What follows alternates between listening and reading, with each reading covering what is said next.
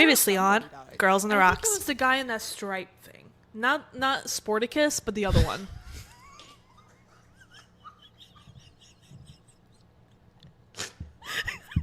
You just come up with a name. I love the Sporticus.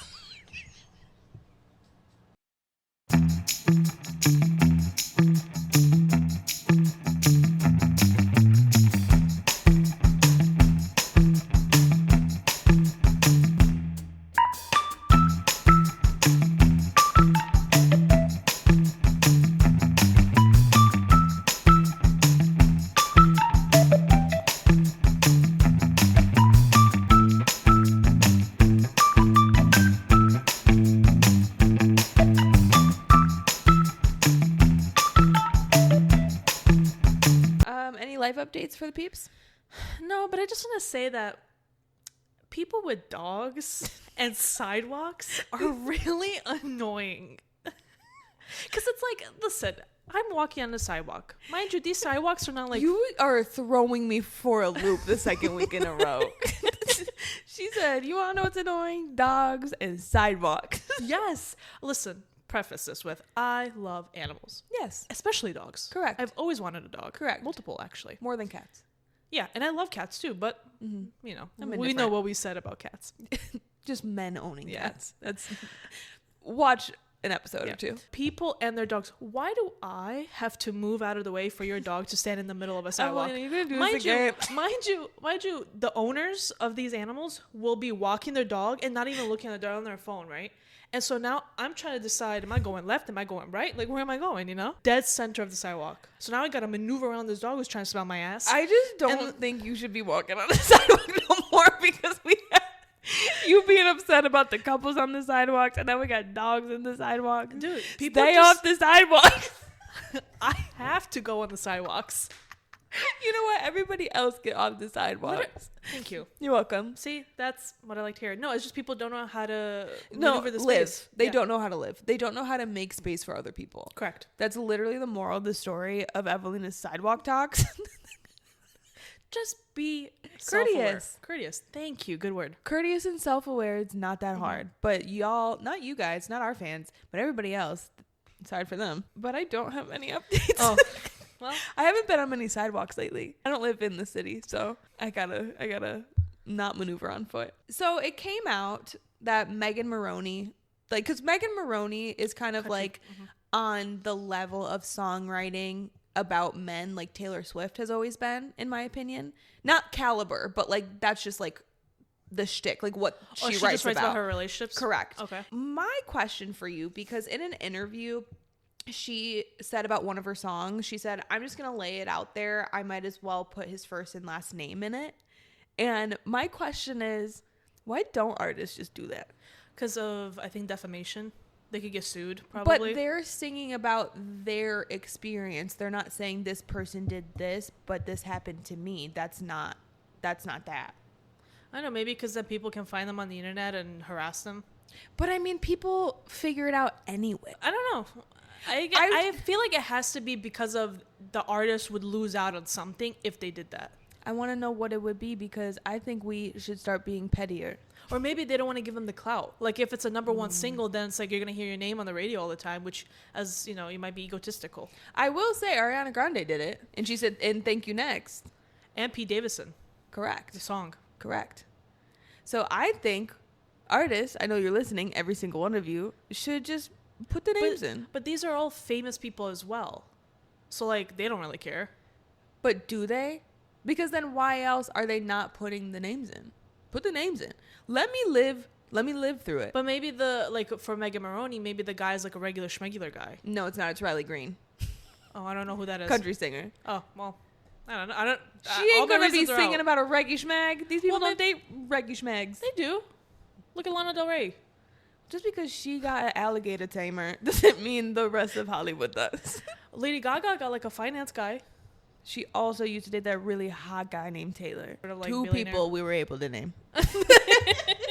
Everybody else be dating within the celebrity shtick. But that was just my thing.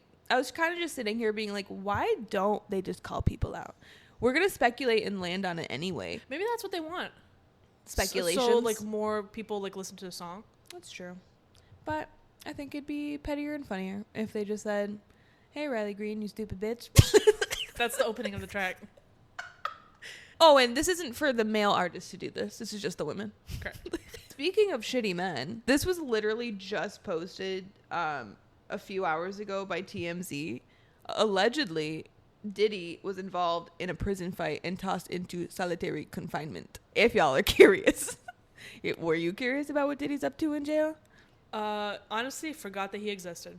I forgot that you existed. Nice. I'm glad to hear he's not doing well. I second that motion. So keep doing what you're doing.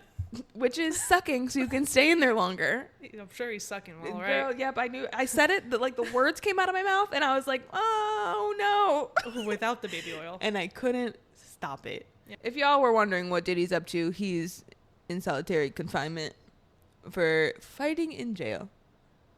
Hey, maybe that'll add more time. That'd be great. Man, I don't know. I We can only wish. I was like, it is what it is. It is what it is. Backtracking a little bit. Okay. Have you seen that becoming an influencer is now a major that you can choose in college? I believe that. But they're the first school to offer it. So now we get to learn how to do this. Be an influencer. Yeah. Maybe we should take the class. Girl, Or the majors. Or maybe whatever. because we ain't skyrocketing. Maybe it's because we didn't go to college for this.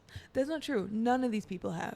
But anyway, if you do ASU, isn't it a full online class? But just so y'all don't come at me for like real facts or whatever, it's not literally called the influencer major. I'm sure it's like a marketing major. It's content creator. Same thing. Like content creating major. Influencer. Correct. But I just need to be specific for the trolley typies in their mom's basements. But I just thought it was an interesting concept because, and also too, on the other hand of it, it's kind of crazy that it's taken this long to be developed. So this is a segment that we like to call Fun Fact Happy Hour. Woo! So I actually am prepared. I don't have it pulled up, but I did send it to you recently. Nice. So 80% of women are competing for the same 20% of men. Seems like it for sure. So more depressing news for you guys. Frustration with modern dating often gets summed up in one popular theory, that most women are chasing a small slice of available men. The 80-20 rule claims 80% of women are competing for the same top 20% of men on dating apps. That's why I deleted them long ago. Yeah. And hey, have not returned to them since. Let winter roll around. We might get bored. You know what? You're right. It's summer. The idea traces back to data patterns observed on apps like Tinder and Hinge, where a small percent of male profiles receive the vast majority of likes and matches, while most other male profiles are largely overlooked. Behavioral economists, I was reading too fast, point to this as a modern version of hypergamy, never seen that word before, where women disproportionately swipe toward men they perceive as higher status, more attractive, and more successful. Guilty.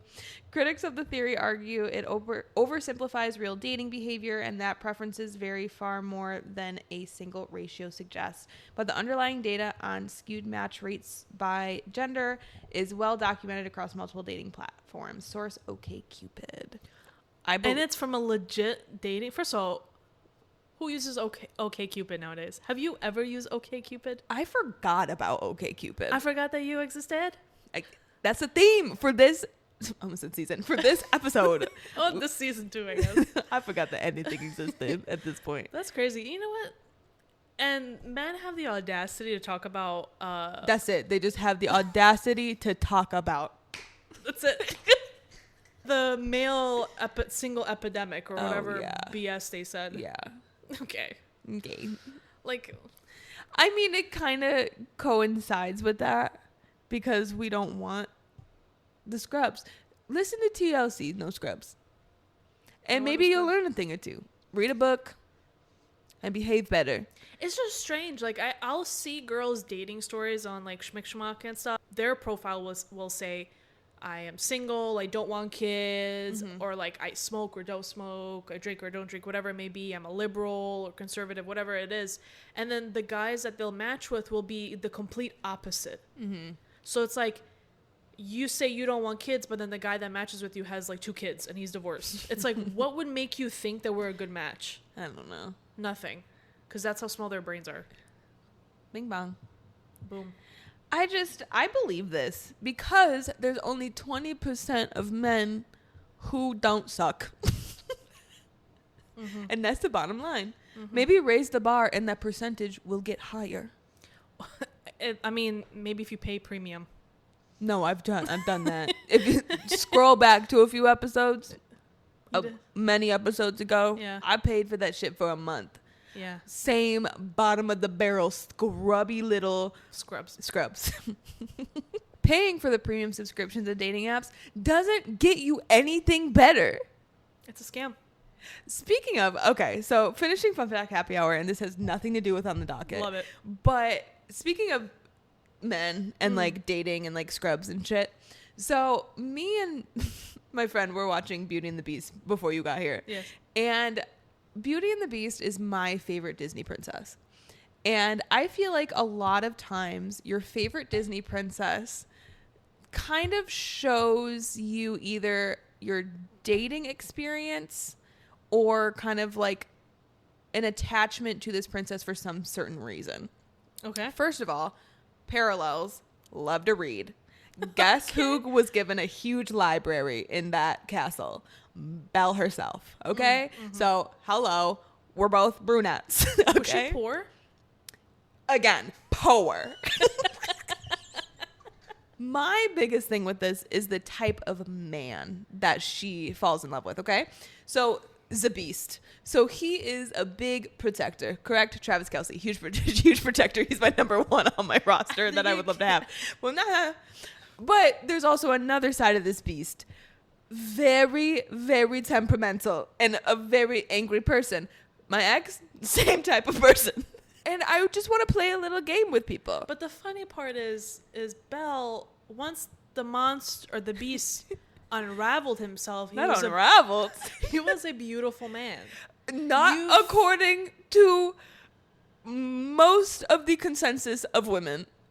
I saw this because I don't even remember how he looks like. And correct me if I'm wrong, ladies, but I think it's like across the board, people did not find him to be one of the most attractive, like, princes or whatever. Which is probably the most realistic thing about life. That's true. You know what? Parallel. But the funny thing is, I saw this video not too long ago where this little girl was watching Beauty and the Beast for the first time. Okay. And when he transitioned into the man from the Beast, she literally went, ugh. And I go, I get it, girl. I get it. That's real life, actually. Look at my dating history. Yeah. Yeah. So here's my theory. I kind of described if you connect with Belle, you connect with Jasmine. Okay? You're this beautiful woman, and all you go after are street rats. And a man on a rug. I kind of relate to her too, but... And what are the other ones? Rapunzel. Pocahontas falling for a white man. Well, yeah, that has a lot of racism and like. Well, I'm not talking about the real Pocahontas. Yeah. We're talking about the Disney adaptation. But still, all I'm saying, ladies, is just think back to what Disney princess you connected to growing up, and then just compare it to yourself and your dating history. And I bet you will find more than one parallel that will make you want to cry at night. But I think it's a fun game. Just think about who's your favorite Disney princess growing up and just think about it. Is Mulan a Disney princess? Yeah. Yeah. What's her problem? Besides, like... What's her problem? She wants to make a man out of you. Like, so that was the first strong independent woman. So if you connect with Mulan, good for you, sister. I was going to say, I think really her issue is that, well, it's the same issue across the board. Men suck and hate women. Correct. But she has to deal with it. Yeah, so that's just a blanketed, situation. Yeah. Okay, so play that little game with yourself and let us know down below what Disney princess you connect to and how that connects to either you as a person and or your dating history. All right, so a couple other things. The, not the nominate not the nominators, but like the No. people who like earned a star on the Hollywood Walk of Fame now. Okay. There's only 2 that I care about. There's a bunch of people. But the ones that I'm really excited about is Keke Palmer, Okay. which is fantastic. I feel like she deserves that. That's crazy. 110%. Because, I mean, she's just a queen. Even if she wasn't even an actress, I'd say put it on there. I mean, she is an actress. I know she is. I said even if she wasn't. Achille and the Bee. Deep cut. And then Raven-Symoné. Symoné. I'm so excited for my cheetah sister. I wonder how much they had to pay for it. I don't know. I don't know how that works. I'm sure it's like everything. You just like agent reaches out to somebody. They're like, hey, we finally have a plot of land over here on this side. A plot of land.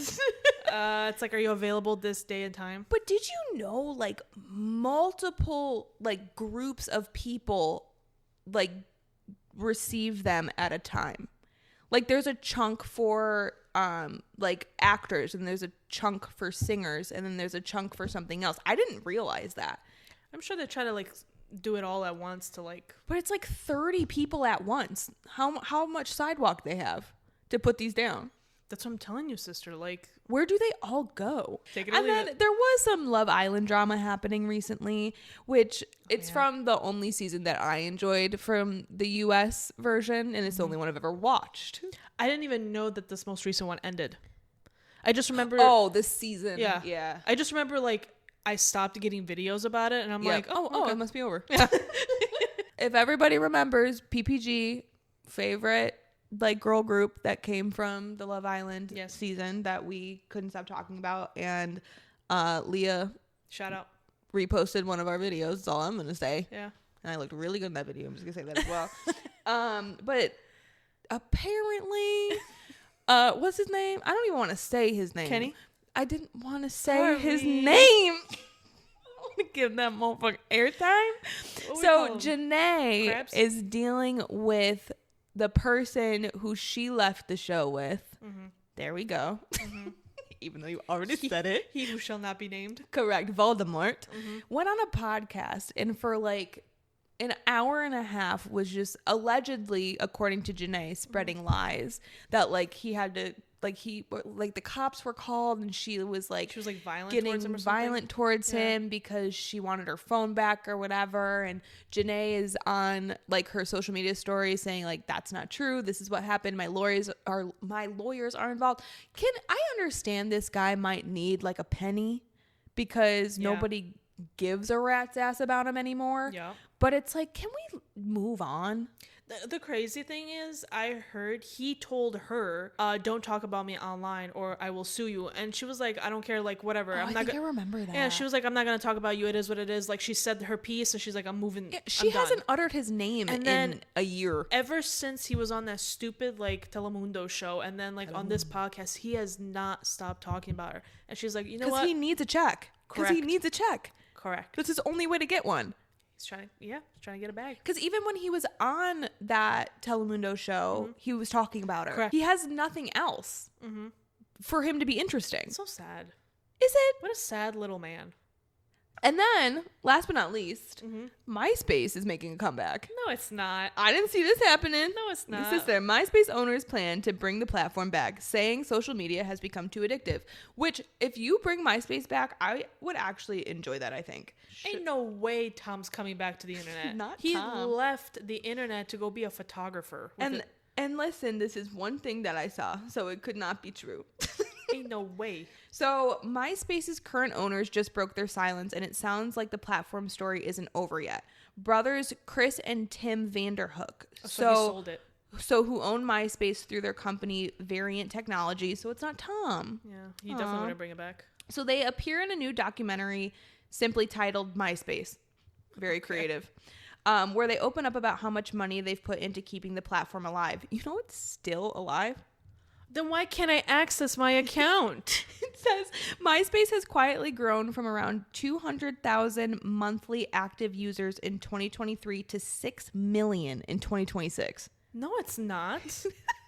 Who's on MySpace right now? Oh, well, thank you for asking that question, Evelina. Driven almost entirely by millennials burnt out on Here we go. just algorithms, y'all. I can't. I read a lot, but it doesn't sound like it. They brought back the original features people loved, customizable profiles, the top 8 friend ranking, profile songs, and a chronological feed, all of which modern social media stripped away years ago. I'm going to create a new profile and I'm going to be with it before it gets cool again. This might destroy your friendships. Why? Remember when like Snapchat had the like, what are your top 3 best friends? I don't think we could rate our friends nowadays. Everybody is a little sensitive. Or maybe it'll make them do better. True. You want the number 1 spot, you better work hard. You want to be at the top of the pyramid like Abby Lee says? You better do right. You better do that pirouette. Do you guys have a MySpace? Let us know down below and maybe we can be friends and I'll put you in my top 8. Just kidding, I don't know you, because none of our friends watch this. So, but let's go ahead into our last segment. Okay. And this is a segment that we like to call Weekly Vibes of the Week. Boop-a-dee-dee, boop-dee-dop. Oh, I don't know where I was going there.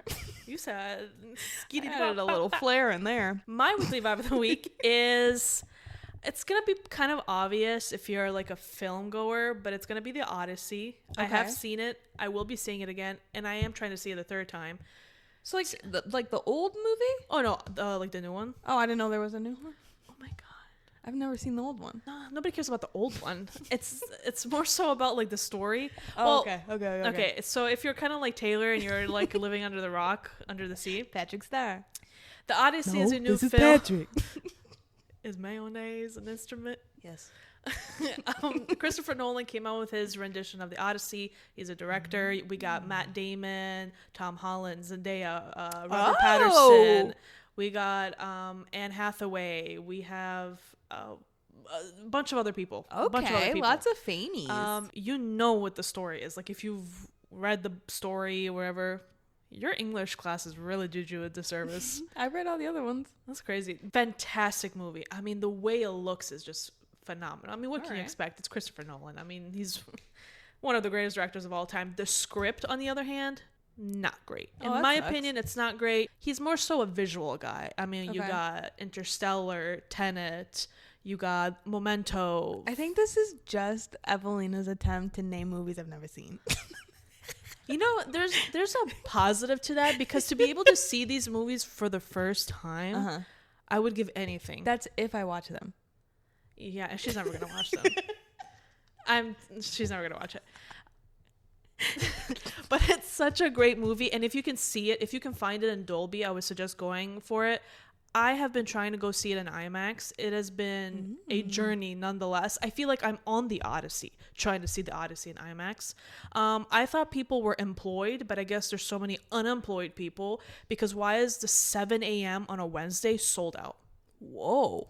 Why is a Tuesday at 2:30 in the morning sold out? They have those movie times? For this special movie, because it's all sold out for the last like 3 weeks. Wow. Everybody go to work. Let Evelina not work so she can go see it. Thank you. Come on, I'm a true Christopher Nolan fan. Yeah, same. But People I didn't watch any of his movies. It's crazy. People have been seeing it in 4DX. I feel like we should go see a movie in 4DX, because that experience sounds incredible. Do you know what 4DX is? Yeah, isn't it like senses and stuff? 4DX is like the seat moves. That's what I meant. Yeah, it moves with the movie, and like if there's like water, they'll mist water. That's what senses. It just looks so funny.